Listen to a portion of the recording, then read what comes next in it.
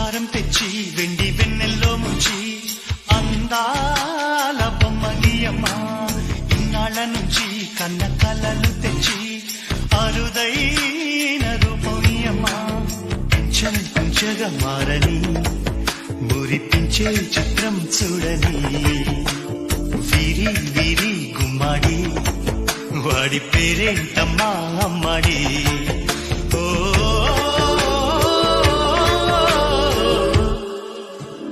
బంగారం తెచ్చి వెండి వెన్న